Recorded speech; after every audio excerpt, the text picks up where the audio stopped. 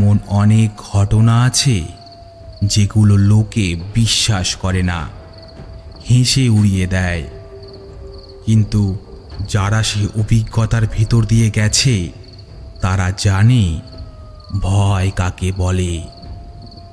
এই গল্প সেই ভয়কে ছুঁয়ে যাওয়া এক বাস্তব স্মৃতি।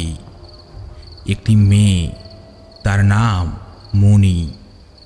ছোট্ট শান্ত, কিন্তু তার চোখের গভীরে ছিল এক রহস্যময় অন্ধকার। সে কি সত্যি মানুষ ছিল নাকি অন্য কিছু? তার হঠাৎ আগমন এবং তারপর একের পর এক অদ্ভুত ভয়ঙ্কর ঘটনা, ঘরের কোণে টিপে টিপে কান্না, রাতে একা একা খেলা, আর মাঝরাতে জানালার বাইরে দাঁড়িয়ে থাকা সেই ছায়া। আজ আপনি শুনতে চলেছেন মণি, একটি এমন ভৌতিক গল্প যা শুধু গল্প নয়, হয়তো এক বাস্তব সত্য যা আজও অনেকের ঘুম কেড়ে নেয়। তাহলে আলো নিভিয়ে নিঃশ্বাস আটকে শুনুন লেখক সৌমেন সিংহ রায়ের কলমে মণি।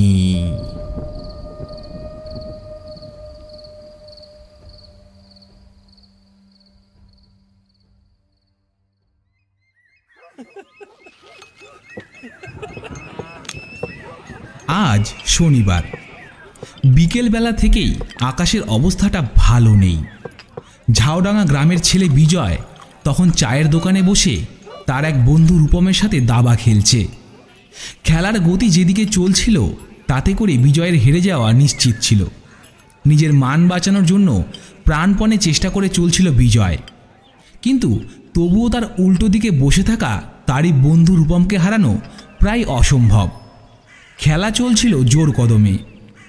এমন সময় বিজয় দেখল ওদের পাড়ারই লোক করিম মিয়া হন্তদন্ত হয়ে কোথায় ছুটে চলেছে।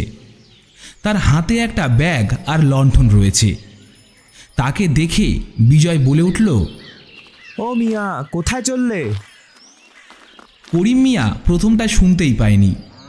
তারপর কি মনে হতেই ব্যাপারটা বুঝতে পেরে বিজয়ের দিকে ফিরে বলল, কে বিজয়? হ্যাঁ মিয়া, বলছি এত ব্যস্ত হয়ে কোথায় যাও? গ্রামের শেষে ওই বাঁশতলার পাশের পুকুরে। আকাশের অবস্থা ভালো না। পুকুরে কাল জাল ফেলেছিলাম, দেখি কতগুলো মাছ উঠেছে, সেগুলো নিয়ে আসবো এখন। বিজয় এতক্ষণ খেয়াল করেনি আকাশের অবস্থাটা। এখন করিম মিয়ার কথা শুনে চায়ের দোকানের ছাউনির তলা থেকে মাথাটা বাইরে গলিয়ে দেখল মেঘ করে আকাশ পুরো অন্ধকার হয়ে এসেছে। দেখে মনে হচ্ছে খানিক পরেই বৃষ্টি নামবে। আচ্ছা চলো, আজ আমিও যাব তোমার সাথে। দেখি গিয়ে কি কি মাছ উঠলো তোমার জালে। তুমি যাবে আমার সাথে? তা যাবে যখন চলো, আমার কোনো অসুবিধা নেই। তবে একটা কথা আগে থেকেই বলে রাখি, ফিরতে ফিরতে অন্ধকার নেমে যাবে, কিন্তু তখন আবার আমায় কিছু বলতে পারবে না, তাই আগে ভাগেই বলে রাখলাম। হ্যাঁ হ্যাঁ ঠিক আছে, অন্ধকার নামলেও আমার কোনো অসুবিধা নেই। তাছাড়া আমি বাচ্চা নাকি যে ভয় পাবো? বরং চলো আর দেরি না করে বেরিয়ে পড়ি। এতক্ষণ দাবার বোর্ডের সামনে বসে থাকা রূপম চুপ করে বসেছিল আর ওদের দুজনের বলা কথাগুলো শুনছিল। এইবার রূপম বলে উঠল, এই বিজয়, খেলা ছেড়ে কোথায় যাচ্ছিস? খেলাটা শেষ করে যা, আর 3 দিনের মধ্যেই তো তোকে হারিয়ে দেবো রে। ও, তুই আবার হেরে যাওয়ার ভয় পালিয়ে যাচ্ছিস না তো রে? না না, তা কেন হবে? দেখছিস না করিম মিয়ার সাথে মাছ ধরতে যাব, তাই খেলাটা আজ অসমাপ্তই থাক। কাল আবার খেলবো। এখন আর খেলবো না, ধরে নে আজকের ম্যাচ তুই জিতে গেছিস। আচ্ছা আমি যাই রে রূপ, করিম মিয়ার সাথে মাছ ধরে আসি। আচ্ছা ঠিক আছে, ছাড়, কালই না হয় খেলবো। তবে চল, আজ আমিও যাব তোদের সাথে মাছ ধরতে। ছোটবেলা থেকে মাছ ধরার শখ আমারও একটু আধটু আছে বই কি। বলিস কি, তুইও যাবি? কিন্তু শুনেছিস তো করিম মিয়া কি বললো? ফিরতে ফিরতে কিন্তু অন্ধকার হয়ে যাবে। হ্যাঁ হ্যাঁ শুনেছি, আমার অসুবিধা নেই, চল। আচ্ছা চল তাহলে। এরপর ওরা চায়ের দোকান ছেড়ে বেরোতেই যাবে, এমন সময় দোকানদার বলে উঠল, ইরে বিজয়, চায়ের টাকাটা দিয়ে যাবি তো? আমি ঝাঁপ বন্ধ করে বাড়ি যাব। আকাশের যা অবস্থা, তাতে আর দোকান খুলে রেখে লাভ নেই। আচ্ছা এই নাও, দুটো চা ছিল তাই না? এই নাও 10 টাকা। এরপর ওরা তিনজনে মিলে গ্রাম্য পথ দিয়ে গল্প করতে করতে জঙ্গলের পথে প্রবেশ করলো। এতক্ষণ শুধু আকাশ কালো হয়েছিল, এইবার হাওয়া হতে শুরু হয়েছে। হাওয়া নয়, বরং ঝড় বললেই ঠিক হবে। সেই ঝড়ের মধ্যে পথে কোনো লোক দেখতে পাওয়া গেল না। আর স্বাভাবিক, জঙ্গলের পথে লোক থাকবেই বা কেন? তার ওপর আকাশের এই অবস্থা। এরপর পরিবেশটাকে ধীরে ধীরে এক অজানা কালো অন্ধকার গ্রাস করে ফেলল। তবে করিম মিয়া আগে থেকে হাতে করে একটা লণ্ঠন আর ব্যাগ এনেছিল, তাই জঙ্গলের মধ্যে অন্ধকার দেখে লণ্ঠনের আলোটা জ্বালিয়ে দিল। কিন্তু সেই আলোয় পথের কিছুই সেভাবে দেখা গেল না। এত বড় অন্ধকার ঘন জঙ্গলে সামান্য লণ্ঠনের আলোয় আর কতটাই বা দেখা যাবে? তবে যেটুকু যা দেখা যায় তাই লাভ। এরপর ধীরে ধীরে ঝড়ের গতিবেগ বাড়তে লাগলো। দূরের সুপারি গাছগুলো এপাশ থেকে ওপাশ দুলতে লাগলো। মনে হলো ঝড়ের তাণ্ডবে তারা বহুযুগ পর একে অপরের কাছে আসার সুযোগ পেয়েছে। জঙ্গলের ভিতর থেকে মাঝে মাঝে কিসের আওয়াজ ভেসে আসছিল। বুঝতে অসুবিধা হলো না যে ঝড়ের তাণ্ডবে গাছের ডালগুলো ভেঙে মাটিতে পড়ছিল। তবুও ওরা হেঁটেই চলছিল। কি রে বিজয়, আওয়াজটা শুনতে পেলি? কিসের আওয়াজ? কেন, কোনো এক মেয়ের হেঁটে আসার শব্দ শোনা গেল যে, তুই শুনতে পাসনি? দূর পাগল, এই অন্ধকারে জঙ্গলের মধ্যে কে আবার আসবে? আর তাছাড়া সেটা যে কোনো মহিলারই পায়ের আওয়াজ, তা তুই বুঝলি কি করে? আমি তো বাবা কিছু শুনতে পেলাম না। মেয়েদের পায়ে থাকা নুপুরের আওয়াজ শুনতে পেলাম আমি। নুপুরের আওয়াজ শুনতে পেলি? তাও এই অন্ধকার জঙ্গলের মধ্যে ভর সন্ধেবেলায়? তোর মনে হচ্ছে কোনো মেয়ে এই জঙ্গলে আসবে এখন? তুই সত্যি, তুইও না? আমি সত্যি বলছি বিজয়, আমি স্পষ্ট শুনতে পেয়েছি কোনো মেয়ের হেঁটে আসার শব্দ। আচ্ছা বাবা, আচ্ছা মেনে নিলুম। তুই যখন এত করে বলছিস তাহলে একবার দেখে নিচ্ছি। ও মিয়া, তোমার লণ্ঠনটা দেয়া তো একটু। করিম মিয়া এতক্ষণ ওদের আগে আগে চলছিল। বিজয়ের ডাক শুনে থেমে গিয়ে বলল, লণ্ঠন কেন, কি হলো আবার? আরে দাও না, লাগবে একটু। এরপর বিজয় করিম মিয়ার হাত থেকে লণ্ঠনটা নিয়ে তার পিছনের দিকে মেলে ধরল। রূপম আর বিজয় লণ্ঠনের মৃদু আলোয় সেদিকেই তাকিয়ে দেখল। করিম মিয়াও ওদের পিছন থেকে ওদিকে তাকিয়ে রইল, কিন্তু কই, কাউকেই তো দেখা গেল না। জঙ্গলের গাছ আর অন্ধকার ঝোপ ছাড়া আর তো কিছুই দেখা গেল না। এরপর লণ্ঠন করিম মিয়ার হাতে দিয়ে বিজয় রূপমকে বলল, এই রূপম, কই তোর সে মেয়ে কই? পায়ের নুপুরের আওয়াজ তুই শুনতে পেয়েছিস, সে কি আমাদের হাতের আলো দেখে পালিয়ে গেছে? এই কথা শুনে রূপম নিজেও কি বলবে ঠিক বুঝে উঠতে পারল না। তাই সে চুপ করে রইল, কারণ ও স্পষ্ট শুনেছিল ওর পিছন দিক থেকে নুপুরের শব্দ ভেসে আসছিল। সেই শব্দ শুনে ও নিজেও খানিক অবাক হয়ে গিয়েছিল। কিন্তু এখন তো লণ্ঠনের আলোয় নিজের চোখেই দেখল রাস্তা পুরো ফাঁকা, সেখানে কেউ নেই। বিজয় হয়তো ঠিকই বলেছে, কারণ এই ঝড়ের রাতে অন্ধকার জঙ্গলে কোনো মেয়ে একা আসতেই পারে না, আর আসবেই বা কেন? কিন্তু একটা ব্যাপার খেয়াল করলো ওরা দুজনেই। হ্যারিকেনের মৃদু আলোতে করিম মিয়ার মুখটা কেমন যেন ফ্যাকাশে দেখাচ্ছে। তার মুখটা দেখে বোঝা গেল যে সে এই কথা শুনে যেন খুব ভয় পেয়েছে। তবে সে কথা সে মুখে প্রকাশ না করে নিজেকে স্বাভাবিক করার চেষ্টা করে করিম মিয়া বলল, আরে রূপম, তুমি এসব ভুল শুনেছ। চলো চলো, তাড়াতাড়ি চলো, আকাশের অবস্থা ভালো নেই। কখন যে বৃষ্টি চলে আসবে বলা যায় না। বৃষ্টি পড়লে আমাদের ভিজতেই হবে। আমার নৌকাতে কোনো ছাউনিও নেই। বিজয় বা রূপম দুজনের কেউই করিম মিয়ার কথার কোনো উত্তর দিল না। ওরা নিজের মনে চলতে লাগলো। এমন সময় একটা কালো দাঁড় কাক ওদের মাথার উপর থেকে কর্কশ গলায় ডাকতে ডাকতে উড়ে চলে গেল। নীরব নিশ্চুপ জঙ্গলের মধ্যে হঠাৎ কাকের ডাকের আওয়াজে রূপমের বুকটা ছ্যাঁত করে কেঁপে উঠল। কিন্তু রূপম ঠিক করলো যা কিছুই হয়ে যাক না কেন ও আর ভয় পাবে না। এদিকে এতক্ষণ ধরে ঝড়ের তাণ্ডব তো হয়েই চলেছে, এখন আবার তার সাথে পাল্লা দিয়ে মেঘের বুক চিরে বিদ্যুতের ঝলকানি দেখা যাচ্ছে।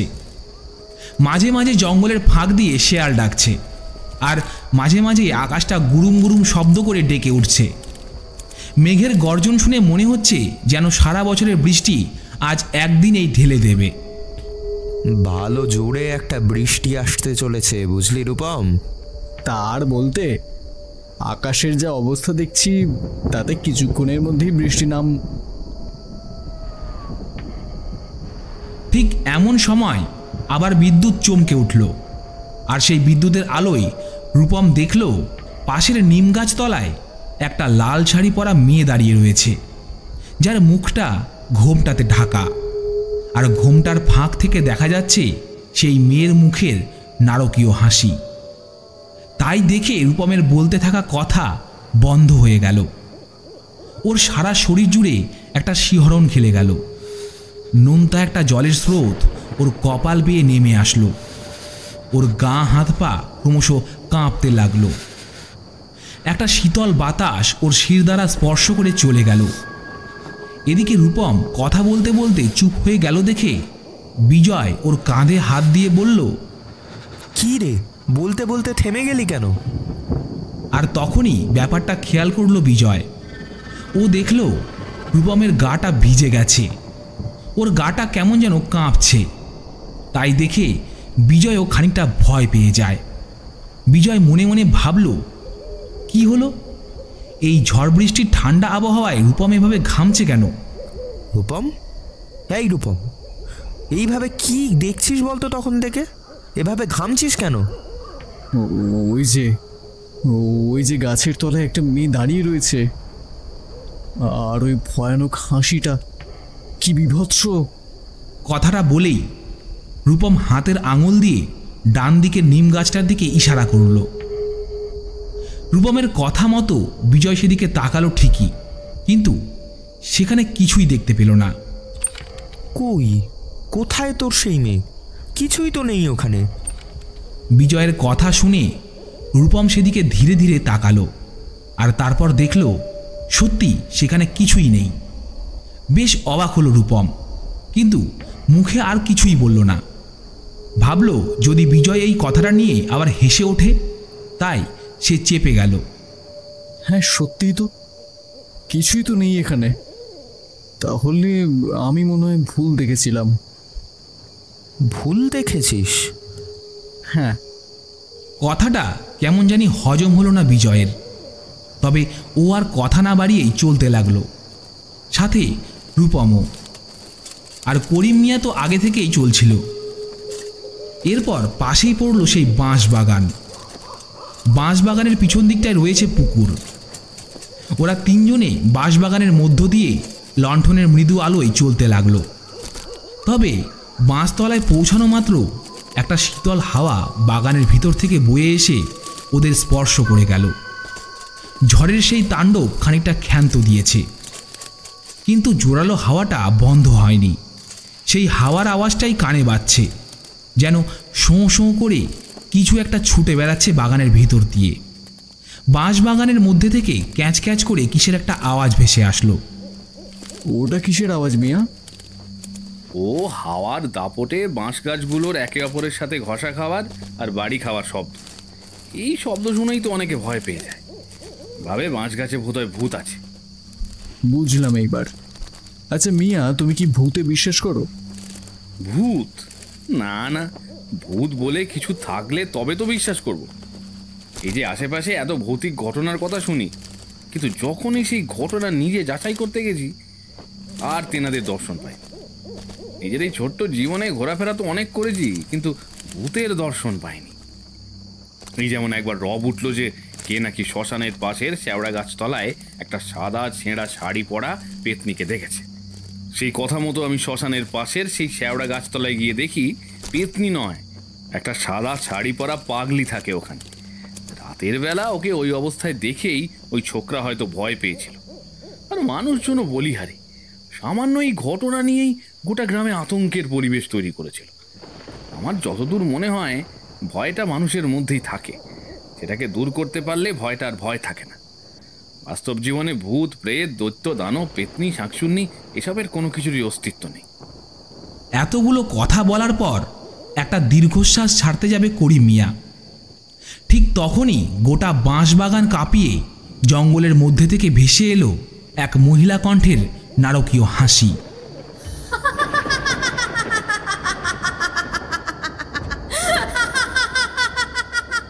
এইবার কিন্তু মহিলা কণ্ঠের এই নারকীয় হাসির আওয়াজ কেবল একা রূপম শোনেনি, বাকিরাও শুনেছে। সেই হাড় হিম করা হাসির শব্দে ওরা তিনজনেই ভয়েতে কেঁপে উঠল। ওটা ওটা কিসের হাসি মিয়া? করিম মিয়া স্পষ্ট শুনেছিল সেই হাসির শব্দ, কিন্তু তবুও সেটা না শোনার ভান করে বলল, হাসি? কোথায় হাসি? কিসের হাসি? কেন, তুমি শুনতে পাওনি সেই মেঘলি কণ্ঠের ভয়ানক হাসির শব্দ? না তো, তোমরা তাহলে ভুল শুনেছ। আসলে তোমাদেরও দোষ নেই। ছোট থেকেই তোমাদেরকে বলা হয় বাঁশতলায় ভূত আছে, তাই তোমরা বাঁশতলায় এসেছো আর তোমাদের মনে ওইসব ভুল ভাবনাগুলো আবার মাথা চাড়া দিয়ে উঠেছে, আর তার থেকেই তোমরা ভুল শুনেছ। তুই শুনতে পেয়েছিস রূপম? হ্যাঁ রে, কি বিভৎস কর্কশ সেই হাসির শব্দ। কিন্তু এত জোরে এই জঙ্গলের মধ্যে কে হাসলো বলতো? বিজয় কি একটা বলতে যাচ্ছিল, কিন্তু তার আগেই করিম মিয়া বলল, ওই তো সেই পুকুর। চলো চলো, তাড়াতাড়ি কাজ মিটিয়ে বাড়ি চলো। বৃষ্টি যে এখনো আসেনি তার ভাগ্য ভালো। এই বলে করিম মিয়া আরো জোরে জোরে পা চালালো। সাথে রূপম আর বিজয়ও ভয় পেয়ে এগিয়ে গেল। পায়ের তলায় ঘাস লতাপাতা মারিয়ে ওরা গিয়ে পৌঁছালো সেই পুকুরের সামনে। একটা মাঝারি সাইজের পুকুর। ঘন কালো অন্ধকারের মধ্যে ওরা দেখল পুকুরের জল তো একেবারে থই থই করছে। পুকুরের জলের রং কেমন যেন গাঢ় সবুজ দেখাচ্ছে। পুকুরের মাঝে খানিকটা জায়গায় সবুজ কচুরিপানা জমে আছে।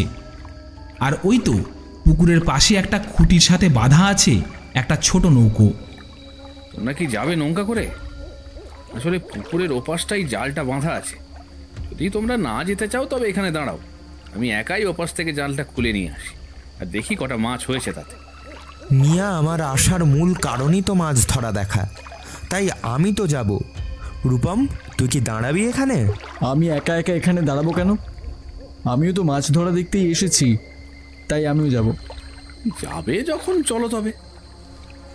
এরপর ওরা তিনজনে নৌকার কাছে গিয়ে ধীরে ধীরে নৌকার উপর চড়ে বসল।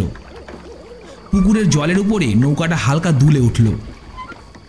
করিম মিয়া খুঁটি থেকে দড়ি খুলে দাঁড় বাইতে বাইতে পুকুরের সবুজ জল ভেদ করে সামনের দিকে চলতে লাগলো। রূপমের সাথে হওয়া ঘটনাগুলোর ভয়টা রূপমের মনকে ক্রমশ গ্রাস করে ফেলেছে, তাই রূপম চুপ করে রয়েছে। এমন সময় পিছন থেকে বিজয় ওর কাঁধের উপর হাত দেওয়ায় ও আচমকা চমকে কেঁপে উঠল। কে? বিজয় ওর চমকে যাওয়ার বহর দেখে ধীর গলায় বলল, আরে আমি। কি এত ভাবছিস বলতো তখন থেকে? রূপম একটা দীর্ঘশ্বাস ফেলে বলল, ও তুই? আমাকে তো পুরো ভয় ধরিয়ে দিয়েছিলি রে। ভয় পেয়েছিলিস? কিন্তু কেন? ওহো, ওই হাসির শব্দটা। শুধুই কি হাসির শব্দ? প্রথমবার সেই নুপুরের শব্দ, পরে গাছতলায় দেখা সেই মেয়ে, আর পরে সেই ভয়াবহ হাসি। এইটুকু কি যথেষ্ট নয় ভয় লাগানোর জন্য? তার উপর আমি সেই ছেলে যে কিনে কোনোদিন ভূতে বিশ্বাস করতো না, কিন্তু আজ যা ঘটছে তাতে ভয় না লেগে উপায় আছে? ঠিক এমন সময় ওদের পিলে চমকে দেওয়ার মতো শব্দ করে দূরে কোথাও একটা বাজ পড়ল। সম্ভবত জঙ্গলের ভিতরের কোনো একটা নারকেল গাছেই হবে। বাজ পড়ার সেই শব্দে ওরা তিনজনেই চমকে উঠেছিল। এমন সময় আবার সেই কালো কাকটা কর্কশ গলায় ডাকতে ডাকতে নৌকার ওই পাশে এসে বসল। যা যা, দূর হ, রাতের বেলা ডাকিস না তো, যা। যত সব অলক্ষণে কারবার। করিম মিয়া কাকটাকে তাড়ানোর চেষ্টা করতেই কাকটা এইবার তার দিকে ফিরে তাকালো। সে কি ভয়ানক দৃষ্টি তার! তার ওই চোখ দিয়ে যেন সব কিছুই শেষ করে দিতে চায় ও। তারপর কিছু বুঝে উঠবার আগেই কাকটা উড়ে এসে করিম মিয়ার মাথায় ঠোকর দিতে লাগলো। যা হতচ্ছাড়া, জ্বালাতন করার আর জায়গা খুঁজে পেলি না। এরপর করিম মিয়া দাঁড়টা তুলে কাকটাকে তাড়ানোর চেষ্টা করায় কোথা থেকে আরও কতগুলো কাক উড়ে এসে ওদের মাথার উপর দিয়ে গোল করে উড়তে লাগলো আর কর্কশ কণ্ঠে ডাকতে লাগলো। সেই ডাকে অতিষ্ঠ হয়ে গেল ওরা তিনজনেই। মনে হলো যেন কানের পর্দাটা এই বুঝি ফেটে যাবে। কতবার তাড়ানোর পরেও কাকগুলো কিছুতেই গেল না। ঠিক এমন সময় জলের মধ্যে তাকাতেই রূপম দেখল পুকুরের গাঢ় সবুজ জলের মধ্যে ভেসে উঠেছে একটা মেয়ের মুখ। তাই দেখে ভয়েতে রূপম একবার আর্তনাদ করে উঠল। ও বাবা গো, এটা কি? রূপমের আর্তনাদ শুনে বাকি দুজনে রূপমের দিকে তাকিয়ে বলল, কি হলো কি হলো কি হলো? রূপম কিছুই বলতে পারল না, কেবল হাত দিয়ে সামনে দেখালো পুকুরের জলের ঠিক মধ্যিখানে। ওরা সেদিকে তাকাতে দেখল কিছুই নেই সেখানে। এইবার রূপমের এই ব্যবহারে ওরা আর কিছুই বলল না, কারণ এর আগেও রূপম দুবার এই ব্যবহার করেছে। কিন্তু কাকেদের এই অবস্থা দেখে বিজয় কাঁপা কাঁপা গলায় বলল, মিয়া, কি হচ্ছে সব? করিম মিয়া কিছু বলতে যাবে তার আগেই নৌকাটা কেমন জানি দুলে উঠল। মনে হলো কেউ যেন নৌকাটা ধরে নাড়িয়ে দিল। রূপম এবার চোখ মেলে দেখল পুকুরের জলের ওই জায়গাটায় মেয়েটার মুখ আর নেই। রূপম একবার দীর্ঘশ্বাস ফেলে বলল, মিয়া, নৌকাটা এরকম দুলে উঠলো কেন? জলে তো কোনো স্রোত নেই। তাহলে? আমি নিজেও ঠিক বুঝে উঠতে পারলাম, কিন্তু ওই দেখো আমরা জালের কাছে পৌঁছে গেছি। রূপম আর বিজয় সেদিকেই তাকালো। দেখল জলের মধ্যে দুটো খুঁটি পোতা আর তার সাথেই বাঁধা রয়েছে জালটা। করিম মিয়া ধীরে ধীরে নৌকাটা খুঁটির কাছে নিয়ে গিয়ে জালটা খুলল। তারপর সেটা ধরে টানতেই দেখল জালে বেশ ভালোই মাছ বেঁধেছে। সেগুলোকে তুলে পাটাতনের তলায় থাকা হাঁড়ির মধ্যে রাখলো ওরা। জ্যান্ত মাছগুলো বেশ লাফাচ্ছিল হাঁড়ির মধ্যে। তাই দেখে বিজয় একটা হাত হাঁড়ির মধ্যে দিয়ে মাছগুলোকে ধরে ধরে দেখছিল। ঠিক এমন সময় একটা ভয়ানক ঘটনা ঘটে গেল। ওর মনে হলো হাঁড়ির মধ্যে থেকে কে যেন ওর হাতটা টেনে ধরে রেখেছে। কোনো এক মেয়েরই হবে হাতটা, কারণ তার নখের আঘাতে বিজয়ের অনেকটা জায়গা চিরে গেল বলে মনে হচ্ছে। বিজয় একটা আর্তনাদ করে বলে উঠল, আমার হাত! বিজয় হাতটা বাইরে বার করার চেষ্টা করছে, কিন্তু কিছুতেই বার করতে পারছে না। তাই দেখে রূপমেরও কেমন যেন ভয় করল। ও এইবার বিজয়ের হাতটা জোরে টান দিতেই ওর হাতটা হাঁড়ির বাইরে বেরিয়ে এলো। তারপর ওরা যা দেখল তাতে ওদের দুজনেরই গাটা শিউরে উঠল। ওরা দেখল বিজয়ের হাতের উপর 5টা জায়গায় নখের আঁচড়ের দাগ রয়েছে আর ক্ষতস্থান থেকে লাল রক্ত বেরিয়ে আসছে। সেই ক্ষত দেখে বুঝতে অসুবিধা হলো না যে কিছু একটা সত্যি হাঁড়ির মধ্যে থেকে বিজয়ের হাতটাকে টেনে ধরেছিল। রূপম তাই দেখে ভয় পেয়ে বলল, বিজয়, এটা কিসের দাগ? দেখে তো মনে হচ্ছে না যে এখানে মাছের কাঁটা ফুটেছে। বিজয় কাঁপা কাঁপা গলায় বলল, এটা মাছের কাঁটার আঘাত না। আমি স্পষ্ট খেয়াল করেছি হাঁড়ির ভিতর থেকে একটা হাত আমার হাতটা টেনে ধরে রেখেছিল, আর তারই আঘাতে আমার এই অবস্থা। রূপম বিজয়ের হাত ধরেছিল, তাই ওর এটুকু বুঝতে অসুবিধা হলো না যে ও রীতিমতো ভয়েতে কাঁপছে। রূপম মনে মনে ভাবল, আমি ওরে কি সান্ত্বনা দেব, যেখানে আমি নিজেই এতটা ভয় পেয়ে রয়েছি। এরপর কিছু বুঝে উঠবার আগেই বিজয় ধীর গলায় বলল, রূপম, লণ্ঠনটা নিয়ে আয় তো একবার, দেখি হাঁড়ির মধ্যে কি আছে। লণ্ঠনটা একটু দূরেই রাখা ছিল, সেটা এনে হাঁড়ির সামনে মেলে ধরল বিজয়, কিন্তু কিছুই দেখতে পেল না। তারপর লণ্ঠনটা নামিয়ে রাখতেই আচমকা বিজয় দেখল হাঁড়ির মধ্যে থাকা হালকা জলের উপর ভেসে উঠছে একটা মুখ, একটা মেয়ের ঘোমটা পরা মুখ, আর তার ঠোঁট দুটো চওড়া হয়ে ভেসে উঠেছে এক ভয়াবহ হাসি।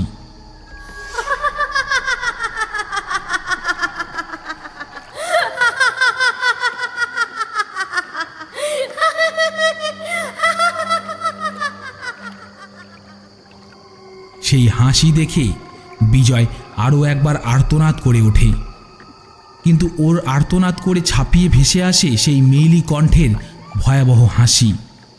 সেই বুক শীতল করে দেওয়া হাসির শব্দে ওরা তিনজনেই ভয়েতে কেঁপে উঠল। ওদের বুকে হৃদস্পন্দন বন্ধ হয়ে যায় কিছুক্ষণের জন্য। তারপর বিজয়ের খেয়াল হতে পিছন ফিরে দেখে করিম মিয়া তখনও জাল টেনে যাচ্ছে। মিয়া, কি হলো মিয়া? হয়নি এখনো? আর বলো না, জালটা খোলা হয়ে গিয়েছে, টানছি আমি, কিন্তু তা সত্ত্বেও জালটা আসছে না। মনে হচ্ছে যেন কিছুতে একটা আটকে গিয়েছে। কিসে আর আটকাবে? কিন্তু এখন উপায় কি? চল না, আমরা দুজনে মিলেই টেনে দেখি। হ্যাঁ চলো। এরপর বিজয় আর রূপম গিয়ে করিম মিয়ার সাথে হাত লাগালো। জোরে জোরে জালটা টানতে লাগলো, কিন্তু জালটা আসার কোনো নামই নেই। মনে হচ্ছে জালটা কেউ টেনে রেখেছে জলের তলা দিয়ে। যাও তো, গিয়ে দেখো, ওই হাঁড়ির পাশে একটা ছুরি রাখা আছে, ওটা নিয়ে এসো, ওটা দিয়ে জালটা এখান থেকে কেটে নিয়ে যাব।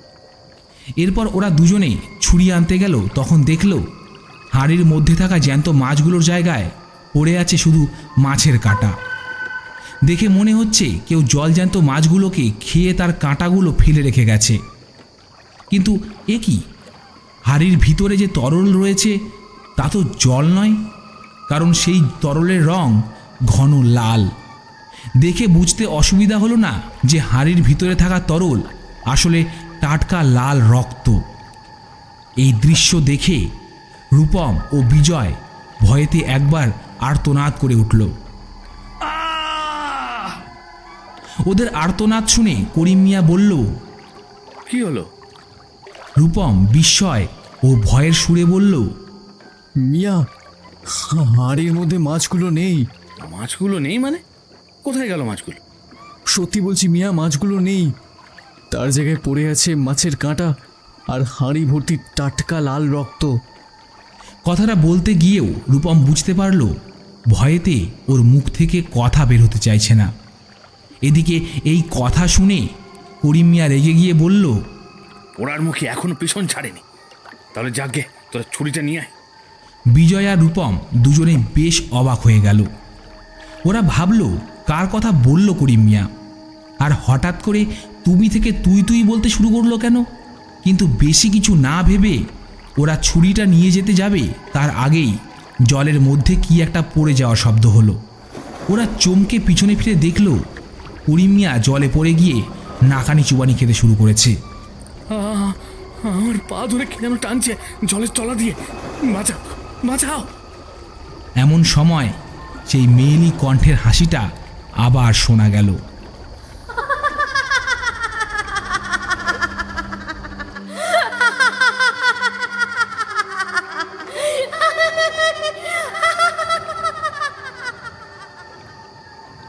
সেই হাসির শব্দে ওদের বুক ঠান্ডা হয়ে গেল, কিন্তু তবুও মনের ভেতরের ভয়ের আগ্রাসনের জাল ছিঁড়ে সামান্য সাহস নিয়ে বিজয় ভাবতে লাগলো কি করে করিম মিয়াকে বাঁচাবে ওরা। ওদিকে করিম মিয়া প্রায় অনেকটা জল খেয়ে ফেলেছে।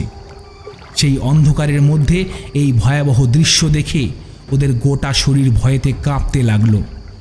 মিয়া, ওই জালটা এখনো তো ছেঁড়া হয়নি, তুমি ওটাকে ধরো, আমরা টেনে তুলছি।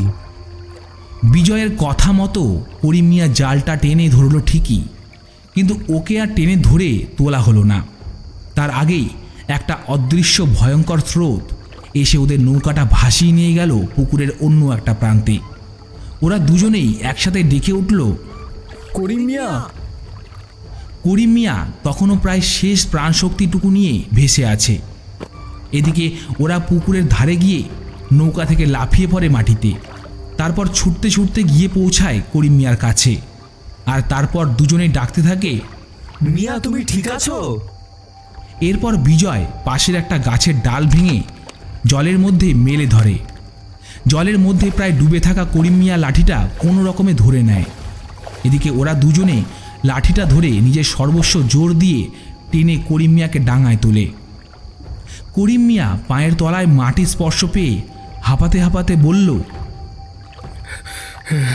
চলো চলো পালাই এখান থেকে, আর এক মুহূর্ত এখানে নয়, নাহলে নাহলে ওই বিভীষিকা আমাদের পিছু ছাড়বে না। রূপম আর বিজয় বুঝতে পারল না করিম মিয়া ঠিক কী বলতে চাইছে, কিন্তু ওরা এইটুকু বুঝে গিয়েছে এই অন্ধকার জঙ্গলে পুকুর পাড়ে দাঁড়িয়ে থাকা ওদের জন্য আর একটুও নিরাপদ নয়। এরপর ওরা তিনজনেই জঙ্গলের মধ্যে যে যেদিকে পারল ছুটতে লাগলো। বিজয় আর রূপম আগে আগে ছুটতে লাগলো। ওদের কারোরই কোনো রকম হুঁশ জ্ঞান নেই। কোনো রকমে ছুটতে ছুটতে পালিয়ে ওরা প্রাণে বেঁচে গেল।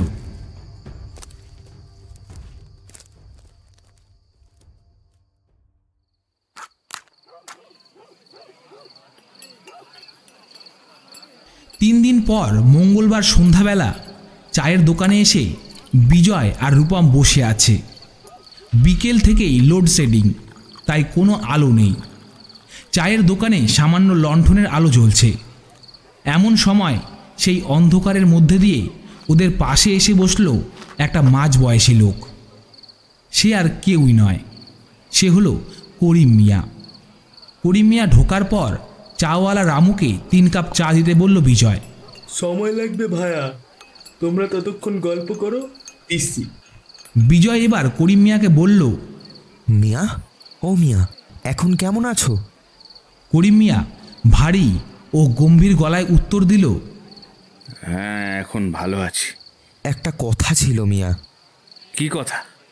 আচ্ছা করিম মিয়া, সেদিন তোমার কথা ও ব্যবহার দেখে আমি বুঝতে পেরেছিলাম তুমি ওই মেয়েকে চেনো, আর ওখানে ঘটা ঘটনার কারণও তুমি খুব ভালোভাবে জানো। এইবার বলো তো, সেদিনের ওই মেয়েটা কে ছিল? কিচ্ছু লুকিও না আমাদের কাছে। করিম মিয়া খানিকক্ষণ চুপ করে থেকে গম্ভীর গলায় বলল, মণি। মণি? নামটা শোনা মাত্র বিজয় আর রূপম দুজনেই বেশ অবাক হয়ে বলল, হ্যাঁ মণি। ওর নাম যদিও ছিল মণিবালা, তবে ওকে সবাই মণি বলেই ডাকতো। তা করিম মিয়া, ওই মনির তো আমরা কোনো ক্ষতি করিনি, তবে ও আমাদের ভয় দেখালো কেন? আর মারতেই বা চাইছিল কেন? মারতে চায়নি, ও কেবল ভয় দেখাতে চেয়েছিল। এই মণি কে ছিল মিয়া? সেটা একটু বলো তো আমাদের। করিম মিয়া এবার বলতে শুরু করলো, মণি হচ্ছে আমাদের এই ঝাউডাঙ্গা গ্রামেরই মেয়ে। ছোটবেলায় ওর মা মারা যাওয়ার পর থেকে ওর বাবা ওকে মানুষ করেছে, কিন্তু ওর বাবাটা ছিল একটা জাত মাতাল। রাত বিরেতে মদ খেয়ে বাড়ি ফিরে মেয়ের উপর অত্যাচার করত, মেয়ের গায়ে হাত তুলত। মেয়েটা যে সারাদিন খাটাখাটনি করে সেই ভালোটা ওর চোখে পড়তো না। এক রাতে মনির বাবা মদ্যপ অবস্থায় বাড়ির দরজার সামনে দাঁড়িয়ে বলল, মনি, হ্যাঁ মনি, দরজা খোল, এই দরজা খোল, নইলে কিন্তু দরজা ভেঙে ফেলব। এরপর ওর বাবা দরজার ওপর জোরে জোরে ধাক্কা দিতে লাগলো। খানিকক্ষণ পরেই ভিতর থেকে মণি উত্তর দিল, আসছি আসছি। বাবা, তুমি আজও আবার মদ খেয়ে বাড়ি ঢুকেছো? তোমাকে না বারণ করলাম মদ খেয়ে বাড়িতে ঢুকবে না। বাড়িতে একটা মেয়ে আছে, তাও তুমি মদ খেয়ে আসো। তোমার কি একটুও খেয়াল থাকে না এইসব? দরজা খোলার পর মনির বাবা বলল, এই তুই সরে যা সামনে থেকে, যা তুমি খাবার নিয়ে আয়। আর শোন, বেশি কথা বলিস নি, হ্যাঁ বেশি কথা বলিস নি। খাইয়ে দাইয়ে মানুষ করেছি আমি, হ্যাঁ আমি মানুষ করেছি। আমার আমার আমার মুখের উপর কি কথা, হ্যাঁ? বেশি কথা বললে না ঘাড় ধাক্কা দিয়ে বাড়ি থেকে বের করে দেব। বাবার এরকম ব্যবহারে মনির চোখে জল চলে এলো। সে যে অভিমান করবে, কিন্তু কার ওপর করবে? মনি চুপচাপ ঘর ছেড়ে পাশের রান্নাঘরে বাবার জন্য খাবার আনতে চলে গেল।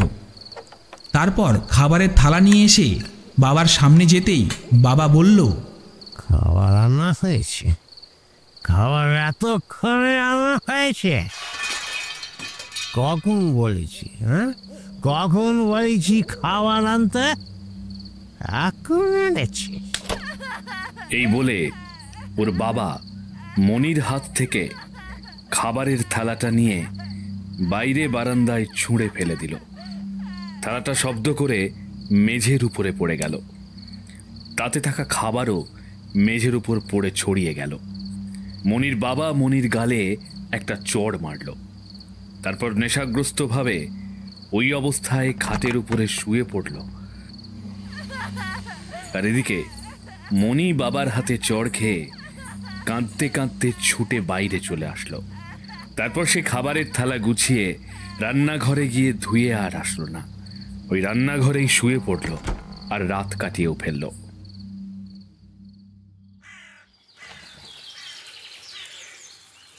তারপর সকাল হতেই ঘরের সব কাজ করে বাইরে বেরিয়ে দেখল বাবা ঘরে নেই, বাবা বেরিয়ে গিয়েছে।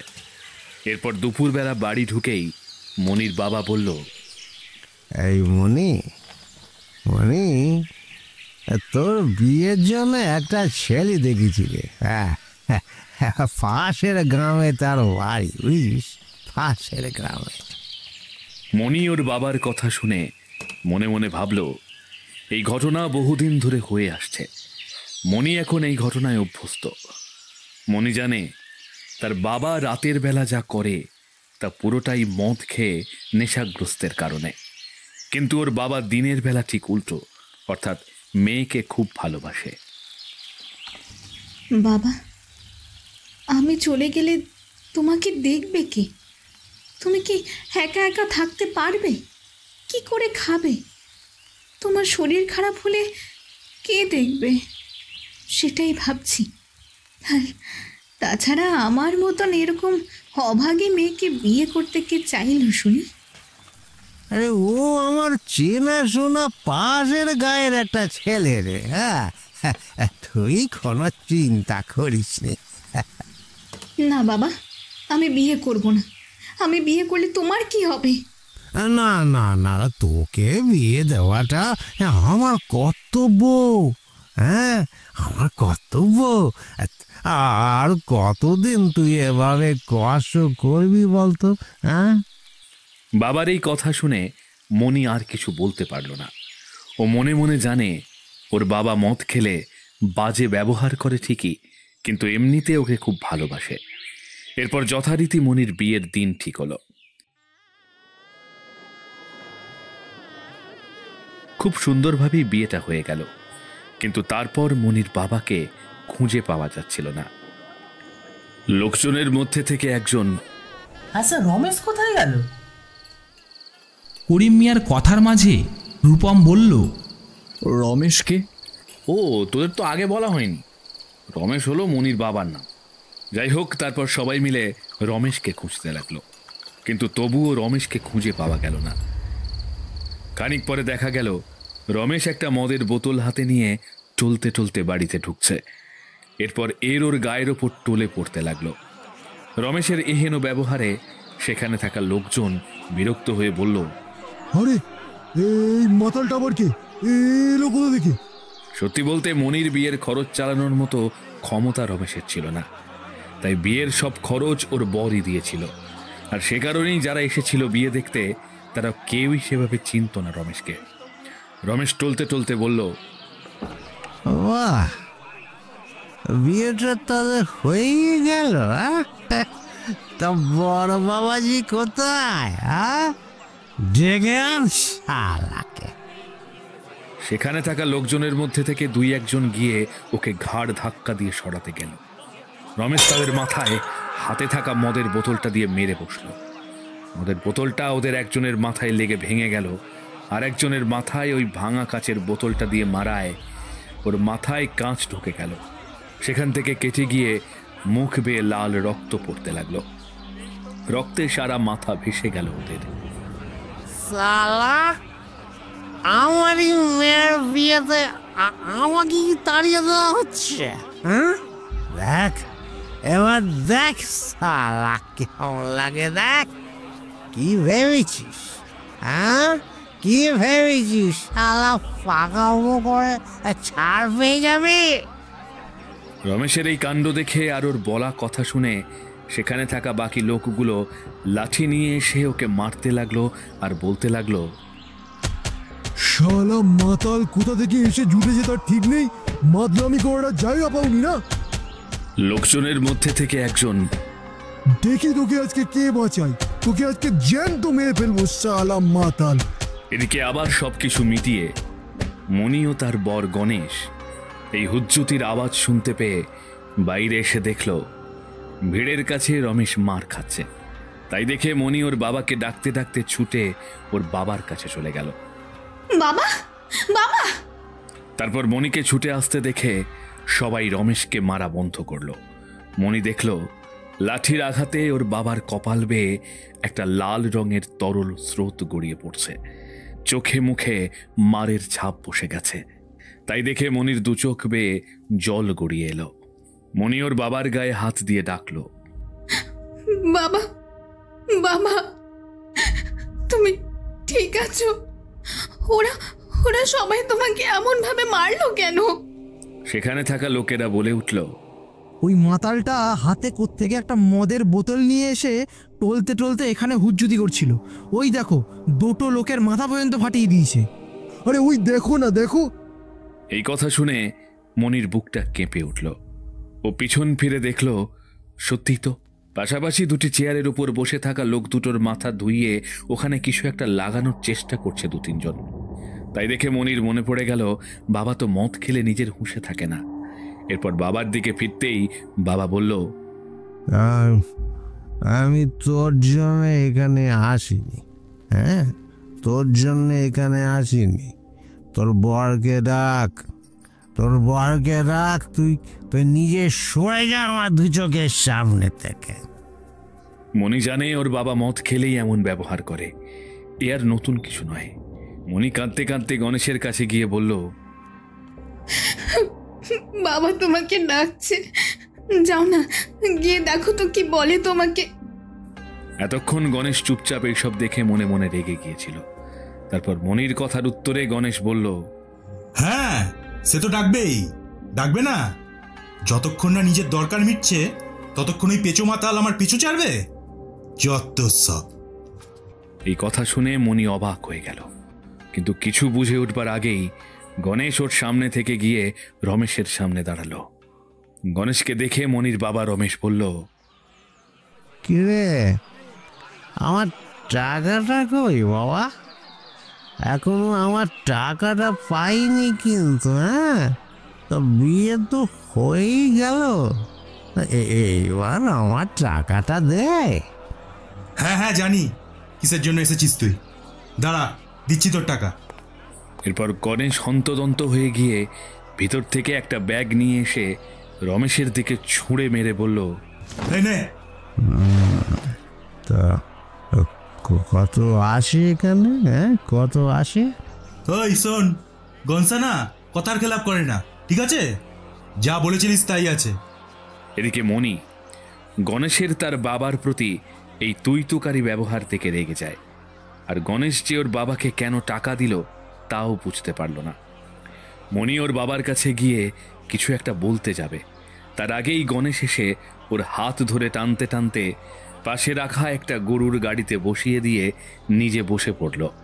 আর ওর সাথে থাকা আরো দুজন লোককে বলল, ওই শোন, আমি বেরোচ্ছি, বাবাকে গিয়ে বল এদিককার সব মিটিয়ে যেন চলে আসে। এদিকে মনি তার সাথে হওয়া গণেশের এই ব্যবহার দেখে মনে মনে খুব কষ্ট পেল। নিজ মনে বলল, ইনি আমার সাথে এমন ব্যবহার করছেন কেন? জানি না কপালে কি লেখা আছে। আর তাছাড়া বাবারই বা কি হবে? বাবা কেন এবার টাকা নিল? কি হচ্ছে এসব? কিছুই তো বুঝতে পারছি না। এরপর সেই রাতের অন্ধকারে গ্রাম্য পথ দিয়ে গরুর গাড়ি ছুটতে লাগলো মনি আর গণেশকে নিয়ে। এই বলে করিম মিয়া একটু থামল। সেই ফাঁকে বিজয় বলল, যতটুকু শুনলাম ব্যাপারটা এরকম দাঁড়ালো যে মনির মা মারা যাওয়ার পর ওর বাবা ওকে মানুষ করত, কিন্তু মদ খেলে তিনি হুঁশ হারাতেন। কোনো রকমে মেয়ের বিয়েটা দিলেন, কিন্তু এখানেই প্রশ্ন থাকছে একটা। কি প্রশ্ন? আচ্ছা মিয়া, মনির বর গণেশ মনির বাবাকে টাকা দিল কেন? যেখানে ছেলের তরফ থেকে যৌতুক চাওয়া হয় সেখানে ছেলে টাকা দিল? ব্যাপারটা তো বেশ অবাক করা। তারপর বিয়ে হতে না হতেই বড্ড তাড়াতাড়ি চলে গেল গণেশ, যেখানে সবাই মিলে একসাথে যেতে পারত। সেখানে এত তাড়াতাড়ি গণেশ একা গেল। করিম মিয়া ভারী কণ্ঠে ধীর গলায় রহস্যের সুরে বলল, এইবারই তো আসল ঘটনা শুরু। আসল ঘটনা? সেটা আবার কি? তাড়াতাড়ি বলো, আর যে তর সইছে না। করিম মিয়া আবার বলতে শুরু করলো, নির্জন রাতের অন্ধকারে জঙ্গলের ওই পথ দিয়ে গরুর গাড়িতে করে চলতে লাগলো ওরা। গাড়ির ভিতরে একটা লণ্ঠন জ্বলছিল। অনেকটা যাওয়ার পর লণ্ঠনের নিভু নিভু হলুদ আলোতে মণি গণেশের দিকে তাকিয়ে বলল, বলছি, আর কতক্ষণ লাগবে তোমার বাড়ি পৌঁছাতে? এই কথা বলে মণি দেখলো গণেশের মুখে ধীরে ধীরে কেমন একটা শয়তানি হাসি ফুটে উঠেছে। লণ্ঠনের মৃদু হলুদ আলোতে তা যেন আরো ভয়ানক দেখালো। এইবার গণেশ একটা অট্টহাসি হেসে বলল, বাড়ি? কার বাড়ি সোনা? কাকে নিয়ে যাব? তোকে? এই কথা বলে গণেশ আবার হেসে উঠল। সেই অন্ধকার জঙ্গলের মাঝে গরুর গাড়ির মধ্যে বসে থাকা একা একটা মেয়ে মণি, তারপর সাথে অচেনা একজন মানুষ, আর তার এই অদ্ভুত ব্যবহার, এই সমস্ত কিছু ভেবে ওর বুকটা একেবারে ছ্যাঁত করে কেঁপে উঠল। মণি ভয় পেয়ে গেল। ও এখন জানেও না যে ওর সাথে ঠিক কি হতে চলেছে। তুমি এরকম বললে হঠাৎ? বাড়ি যদি না যাই তো আমরা কোথায় যাচ্ছি? গণেশ একটা বাঁকা হাসি হেসে বলল, সেটা ঠিক সময় আসলেই দেখতে পাবি। মণি আর কিছু বলল না ঠিকই, তবে ওর খুব ভয় লাগতে শুরু করেছে। মণি একবার গরুর গাড়ির পর্দাটা সরিয়ে বাইরেটা দেখে নিল। সাথে সাথেই একটা দমকা শীতল বাতাস এসে ওকে স্পর্শ করে গেল। বাতাসের মধ্যে কিছু একটা মিশে ছিল, যাতে ওর গায়ে কাঁটা দিয়ে উঠল। হাতের লোমগুলো সব খাড়া হয়ে উঠল। বাতাসের স্পর্শে এলোমেলো চুলগুলো চোখের উপর এসে পড়ল। দূরে জঙ্গলের মধ্যে থেকে শেয়ালের ডাক ভেসে এলো। পথের পাশের ঝোপগুলোর মধ্যে থেকে এক নাগাড়ে ঝিঁঝির ডাক ভেসে এলো। কেমন যেন একটা গুমমারা পরিবেশ। তাই দেখে ওর দম বন্ধ হয়ে আসার জোগাড়। ওর মনে শুধু একটাই প্রশ্ন ঘুরছে যে ওকে যদি বাড়িতে নিয়ে যাওয়া না হয় তবে ও যাচ্ছেটা কোথায়। উনি দেখলো দূরে বাঁশবাগানটা দেখা যাচ্ছে, অর্থাৎ ওদের গ্রামটা এখানেই শেষ হচ্ছে। এইবার পাশের গ্রামে প্রবেশ করলো বোধহয়। ওই বাইরে কি দেখছিস? ধমক শুনে মণি চমকে উঠে ওর মাথাটা আবার ভিতরে ঢুকিয়ে দিল। এরপর মণি বুঝতে পারল গরুর গাড়ি সোজা রাস্তায় না গিয়ে একটা বাঁক নিয়ে জঙ্গলের মধ্যে ঢুকে গেল। এটাও বুঝলো মণি ওর সাথে নিশ্চয়ই একটা বাজে কিছু ঘটতে চলেছে। ও ভয় পেয়ে গিয়ে বলল, আমরা কোথায় যাচ্ছি? দয়া করে আমাকে একটিবারের জন্য বলো। গণেশ আবার সেই হাসি হেসে বলল, আরে চলেই তো এসেছি, এবার নিজের চোখেই দেখবি। এরপর মণি আর কিছু বলল না, আর তাছাড়া বলেও তো কোনো লাভ হচ্ছে না। খানিকটা গিয়েই গরুর গাড়িটা থেমে গেল। গরুর গাড়ি থেকে লাফিয়ে বাইরে নামলো গণেশ, তারপর মণিকে নামালো। মণি নিচে নামার সাথে সাথেই ওর পা দুটো যেন আর সরতে চাইল না মাটি থেকে। ওর মনে হলো একটা জমাট করা কালো অন্ধকার যেন ওকে গ্রাস করে ফেলেছে। বুকের উপর যেন কেউ একটা ভারী পাথর রেখে দিয়েছে। না, সত্যিকারের পাথর নয়, ওটা জমাট বাঁধা ভয়। করিম মিয়ার কথার মাঝে রূপম বলে উঠল, কি এমন দেখলো মনি যে অত ভয় পেয়ে গেল? করিম মিয়া গম্ভীর গলায় বলল, উনি দেখলো এখন যেখানে দাঁড়িয়ে আছে সেটা একটা শ্মশান, আর তার পাশে রয়েছে একটা ছোট একচালা কুটির। কুটিরের বাইরে কালো বস্ত্রধারী এক তান্ত্রিক বসে আছে, যাকে দেখেই ওর বুকের রক্ত ঠান্ডা হয়ে গিয়েছে। আর বিয়ের পর শ্বশুর বাড়ির জায়গায় কাউকে যদি অন্ধকার জঙ্গলের মাঝে শ্মশানের সামনে ছেড়ে দেওয়া হয় কেমন ভয় লাগবে। তার উপর সামনে যদি থাকে সেই ভয়ানক দেখতে এক তান্ত্রিক। মনি কাঁপা কাঁপা গলায় বলল, কোথায় এনেছো আমাকে?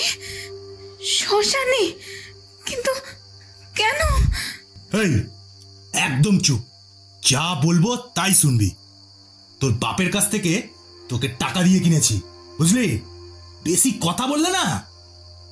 ঠিক এমন সময় একটা ভারী গম্ভীর কণ্ঠ ভেসে এলো। এই ছোকরা, ওর গায়ে যেন হাত না ওঠে। সাধনায় কোনো বাধা আসুক তা আমি চাই না। এদিকে নিয়ে আয় ওই মেয়েটাকে। হ্যাঁ হ্যাঁ হ্যাঁ বাবা, এই তো আসছি। এদিকে মনি এ সমস্ত কথা শুনে ভয় পেয়ে গেল। মনে হলো কেউ যেন ওর পায়ের তলা থেকে মাটি কেড়ে নিয়েছে। ওর যেন সব শূন্য শূন্য লাগছে। ওর সাথে হওয়া ঘটনার জন্য যেমন ওর কষ্ট লাগছে, ঠিক তেমনই এরপর ওর সাথে কি হতে চলেছে তাই ভেবে ওর ভয় লাগছে। মনি নিজে মনে বলল, বাবা কটা সামান্য টাকার জন্য আমাকে বেচে দিল এই শয়তানটার কাছে। ছি, এই তার ভালোবাসা? হয়তো বাবা আমাকে কোনোদিন ভালোই বাসেনি, কিন্তু এখন আমার সাথে কি হতে চলেছে?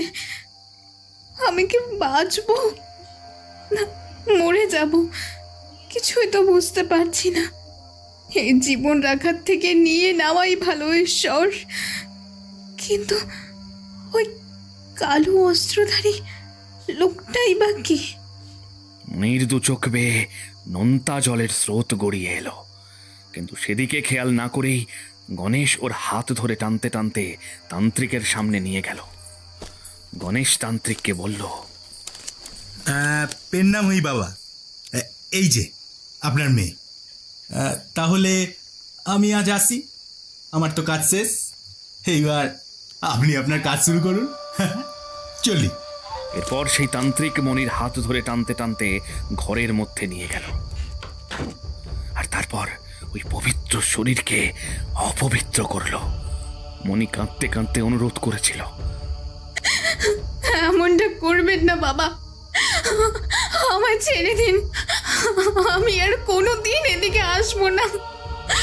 দয়া করে আমাকে ছেড়ে দিন। কিন্তু সেই তান্ত্রিক ওর কোনো কথা না শুনেই বলেছিল, চুপ কর মেয়ে, এতেই ভেঙে পড়িস না। এরপর তোর বলি হবে, তোর রক্ত দিয়েই সন্তুষ্ট হবে ঈশ্বর। তুই হবি আমার অসীম শক্তি পাওয়ার চাবিকাঠি।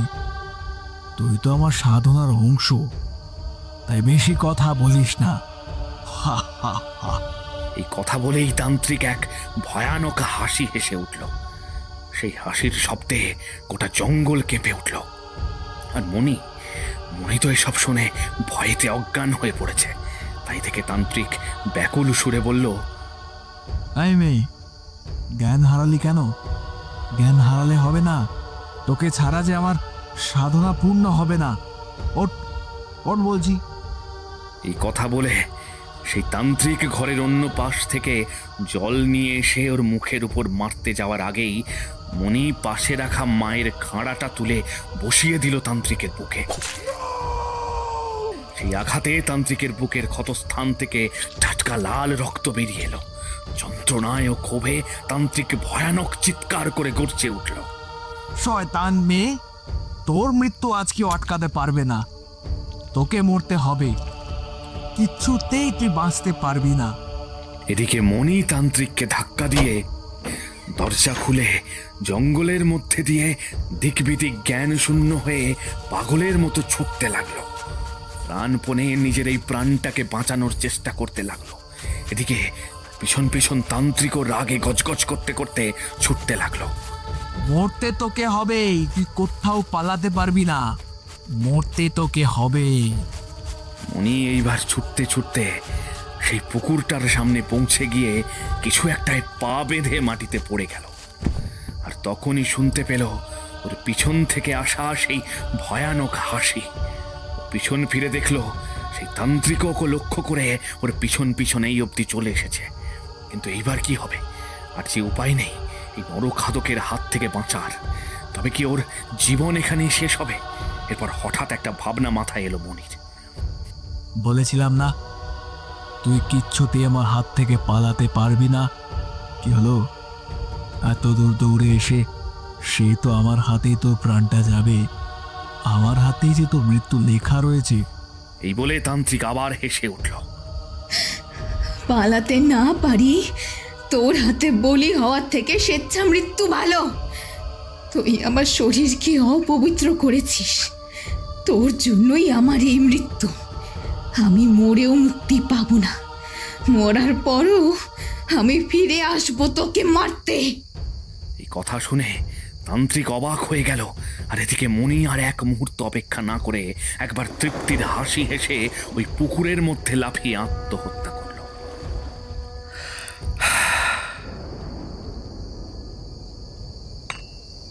এই নাও তোমাদের চা। আচ্ছা একটা কথা বলি, তোমরা দুজন আসো অথচ আমাকে বললে।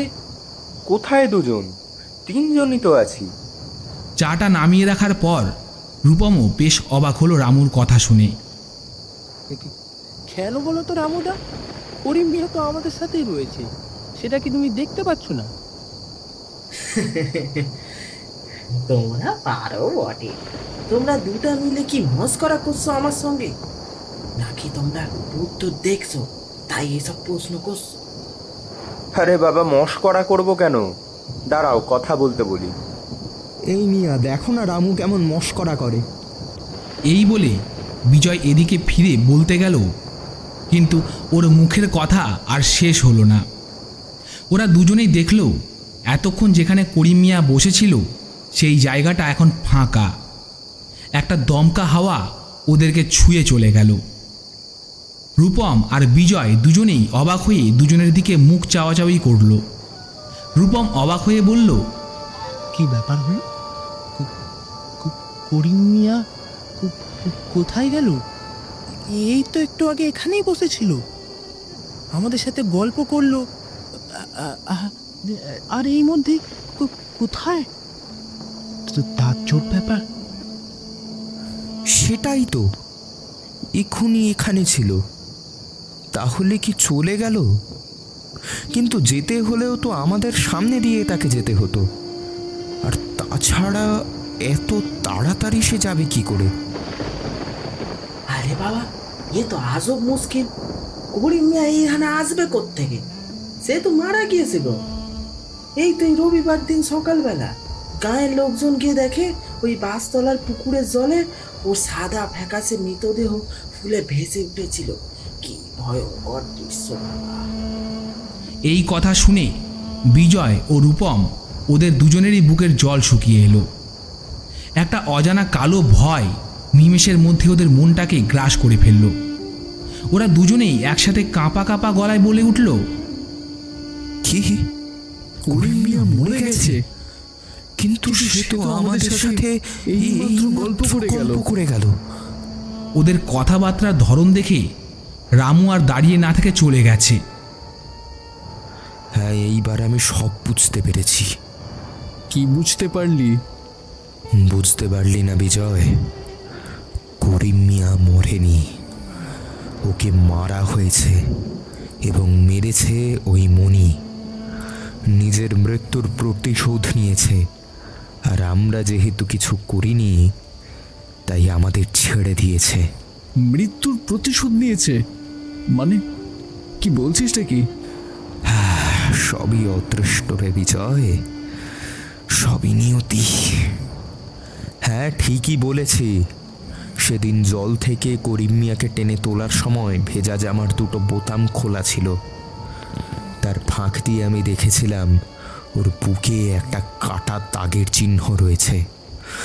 তখন না বুঝতে পারলেও এখন মনে পড়ল করিম মিয়ার সেই গল্প শুনে। আসলে সেই তান্ত্রিকই হলেন করিম মিয়া।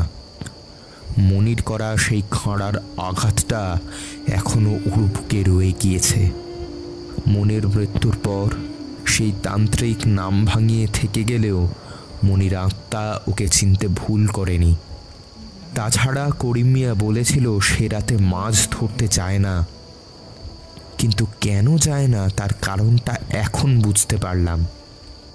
রাতে গেলেই মনির আত্মার হাতে ধরা পড়ে যাবে, কিন্তু ভাগ্যের হেরফের কেবল সেদিনই কোনো কারণে করিম মিয়া সেই পুকুর পাড়ে যায়, আর মনি ভয়ঙ্কর রোষের মুখে পড়ে। সে না হয় বুঝলাম, কিন্তু ওকে তাহলে মনি মারল কখন? যখন জঙ্গল থেকে ছুটে আমরা যে যার মতো পালাচ্ছিলাম তখন তো আমরা ফিরে আসলাম, কিন্তু পিছন ফিরে তো একবারও দেখিনি করিম মিয়া আসছিল কিনা। আমি যদি ভুল না হই তবে সেদিন রাতেই মনি করিম মিয়াকে টেনে নিয়ে গিয়ে পুকুরের জলে ডুবিয়ে মেরেছে। আচ্ছা, তোর কথা মেনে নিলাম, কিন্তু যদি তাই হয় তাহলে করিম মিয়া এখানে আসলো কেন?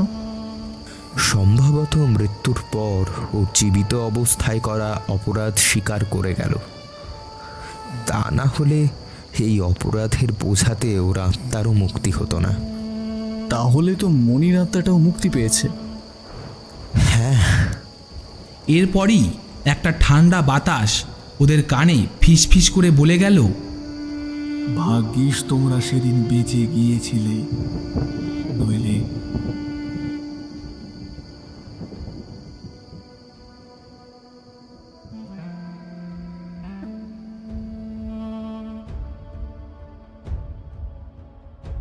আপনারা এতক্ষণ শুনছিলেন লেখক সৌমেন সিংহ রায়ের কলমে মনি। আমরা আশা করছি আমাদের আজকের গল্প আপনাদের ভালো লেগেছে। আমাদের আজকের গল্প আপনাদের কেমন লাগলো তা অবশ্যই কমেন্ট বক্সে কমেন্ট করে জানাবেন। গল্পটি ভালো লাগলে লাইক করবেন এবং আমাদের চ্যানেলটি সাবস্ক্রাইব করে পাশে থাকা বেল আইকনটি অন করে দেবেন এরকম আরও নিত্য নতুন গল্পের আপডেট সবার আগে পাওয়ার জন্য। আমরা খুব শীঘ্রই ফিরে আসব আপনাদের জন্য নতুন একটি গল্প নিয়ে। ততক্ষণ অবধি সুস্থ থাকবেন, ভালো থাকবেন। ধন্যবাদ।